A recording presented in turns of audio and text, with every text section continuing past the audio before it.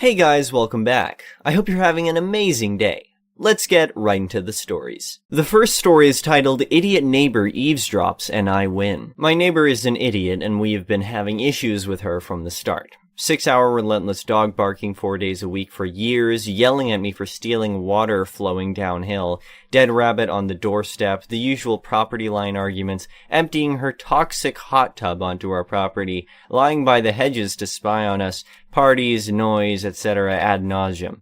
Just run-of-the-mill bad neighbor stuff. Eventually we built a giant fence and it had kept the ball cap to a minimum. Both yards have plenty of mature trees. We have 3 maples over 150 years old and a nearly 100-year-old birch, a 12-foot cedar hedge. Add that to the giant fence and daylight is at a minimum in our backyard in the summer. Idiot neighbor had 2 century-old trees and a very mature mulberry tree that hung over the fence in the only area that enjoys direct sunlight.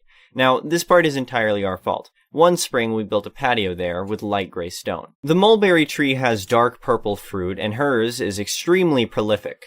The week construction was finished was the week the berries ripened and began to drop in the slightest breeze. Sitting out there for any length of time, and you would be pelted with berries leaving purple stains like you were shot with a paintball, and sweeping a path was the only way to not step on them. If this only lasted for a few weeks, it would be tolerable, but mulberries are in season all summer. The number of birds that feasted on the fruit and promptly deposited bright purple bird crap on everything we owned outside was unbelievable. Purple bird crap drip-dried everywhere on the patio and beyond. We started putting tarps over the entire patio to collect the bird dung-coated berries and emptying them into a bucket every time we wanted to use the patio. Remembering our neighbor's penchant for eavesdropping, I began to talk about mulberry wine. About how good my mulberry wine was, and how this year's bumper crop of mulberries was going to make so much wine, and how we were going to go on a vacation with all the money I was making from selling my mulberry moonshine.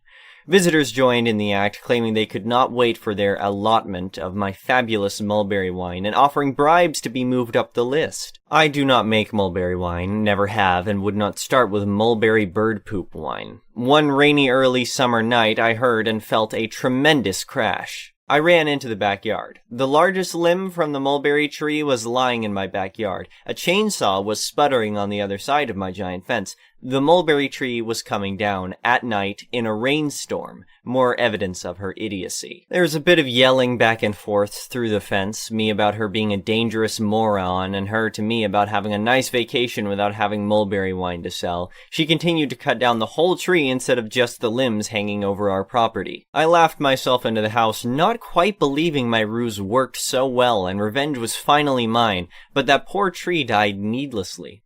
Barely a month later, a vicious storm blew through our area, splitting one of her mature trees in half and damaging the other so badly it had to be removed. Now, the idiot has no trees, but all mine are still standing. The next story is titled, My Neighbor Constructed an Unlawful House on a Small Plot Adjacent to My Property, Causing Damage to My Driveway. Growing up in a small town, I had always been taught to be kind and respectful to my neighbors, and for the most part, I had always gotten along well with the people who lived near me. But when a new neighbor moved in next door, things took a turn for the worse. The property next to mine had always been a small vacant lot, too small to build a house on, but big enough for a garden or a small shed. I had always enjoyed the open space and the view of the trees beyond the lot. However, my new neighbor had other plans. He was a single guy in his 30s, and he seemed to be the kind of person who always wanted to stand out. When he first moved in, he came over to introduce himself, and I welcomed him to the neighborhood. However, I soon realized that he was not going to be an easy neighbor to deal with. One day, I looked out my window and saw that he had started to build a tree house on the small lot next to my property. At first, I thought it was kind of cute, and I didn't mind it too much. However, as he continued to work on it, I realized he was building it higher and higher until it was towering over my yard, blocking my view of the trees. I asked him if he had a permit to build the treehouse, and he just laughed and said that he didn't need one.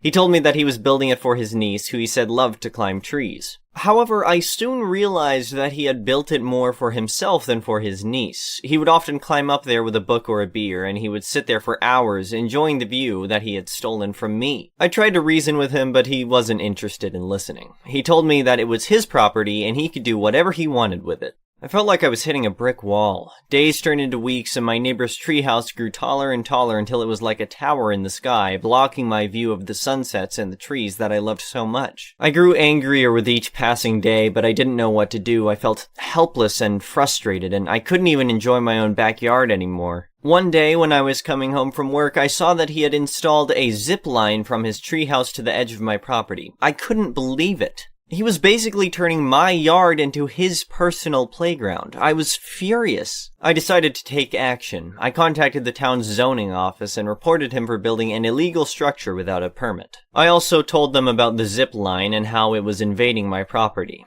They sent an inspector over to investigate, and sure enough, the treehouse was illegal. My neighbor was given a fine, and he was ordered to take it down. However, he was not going to go down without a fight. He started arguing with the inspector and saying that it wasn't fair. He also told me that he was going to sue me for ruining his treehouse. I didn't know what to do. I was scared, but I knew that I had to stand my ground. I hired a lawyer and prepared for a legal battle. In the end, the case went to court and my neighbor lost. He was forced to take down the treehouse and pay a hefty fine. He was also ordered to stay away from my property and not to harass me anymore. I thought that the nightmare was over, but little did I know that there was more trouble to come. A few months after the legal battle, my neighbor started acting strange. He would often glare at me whenever I walked by his property, and I would hear him muttering under his breath. I tried my best to ignore him and go about my business, but I couldn't shake the feeling that he was up to something. One day, I came home from work and saw that my yard was in disarray. My lawn had been torn up, and my flower beds had been trampled. It looked like someone had driven a heavy vehicle through my yard and destroyed everything in its path. I immediately suspected my neighbor, but I had no proof. I contacted the police, and they investigated the incident, but they couldn't find any evidence to link my neighbor to the destruction of my property. I was devastated. I had spent years cultivating my yard and creating a beautiful outdoor space, and now it was all destroyed. I didn't know what to do. But then, something miraculous happened. My community rallied around me, and people from all over town came to help me fix up my yard. They brought plants and flowers and helped me replant everything. It was a beautiful sight to see, and it made me realize how much I loved my town and the people in it. It's been a few years since the incident with my former neighbor, and I thought that everything was behind me. However, I recently received a letter in the mail that changed everything. The letter was from a law firm, and it stated that my former neighbor had filed a lawsuit against me for intentional infliction of emotional distress. According to the lawsuit, my neighbor claimed that my actions had caused him severe emotional distress,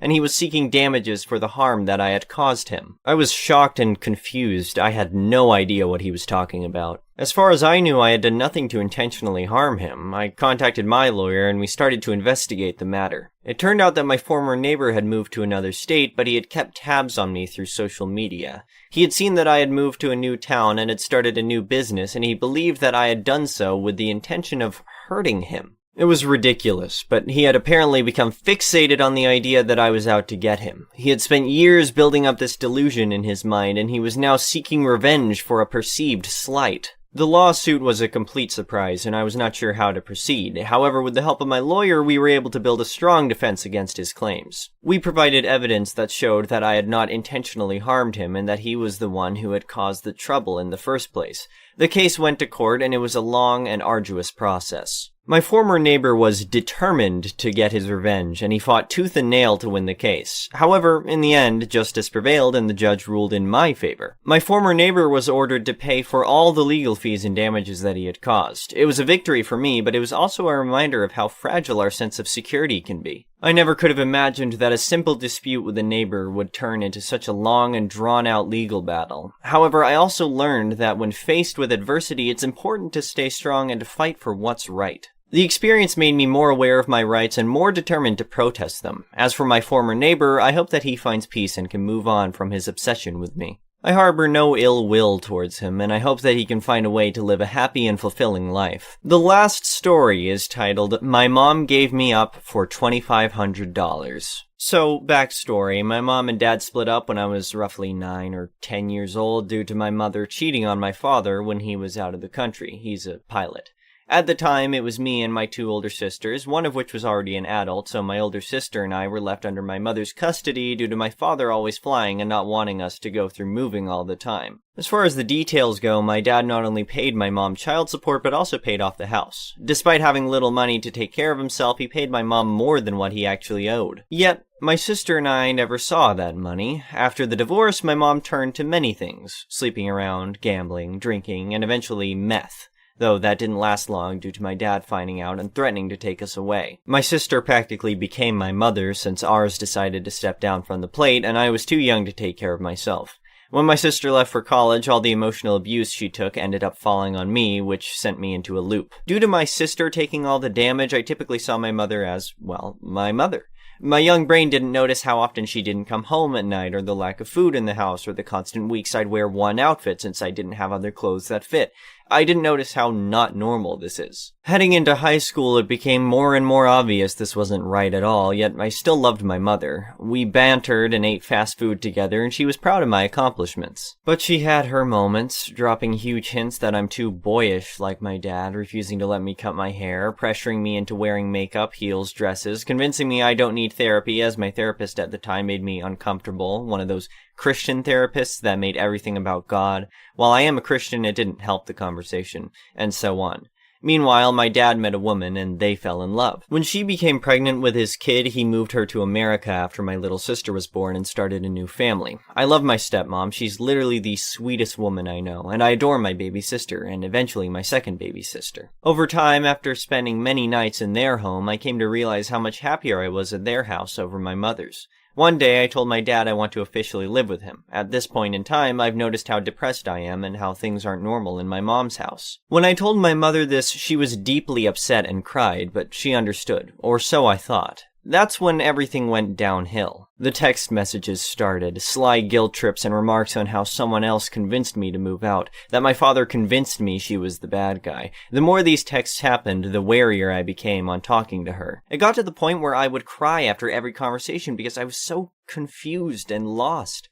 One day she practically trapped me in her car in my best friend's driveway to tell me how my reasons for leaving her were bullcrap and that I clearly don't remember what it was like in that house. Cue my memory issues. But enough about that, let's get to the good part, the custody case. Due to me being the last child between my mother and father, my dad no longer had to pay child support. Obviously, they go to court about this. Except, my mom didn't show up for many, many hearings. When she did, she had this bullcrap story about how my dad owed her a crapload of money because he never paid the full child support, and how she felt pressured to believe him and trust him when he said he knew how much he owed her. He did. He calculated it himself and actually paid more than what was needed. So, if you're catching on, this fight was about money. Here's a fun little thing. My mom texted me maybe a month before this case started about how she desperately wants me to come home, how she'll do anything to get her baby back. That aged well, didn't it? Because one day my mom stated that if my dad pays her $2,500, she'll give up full custody of me. My dad agreed to it and it was over. She gave up her custody rights for $2,500.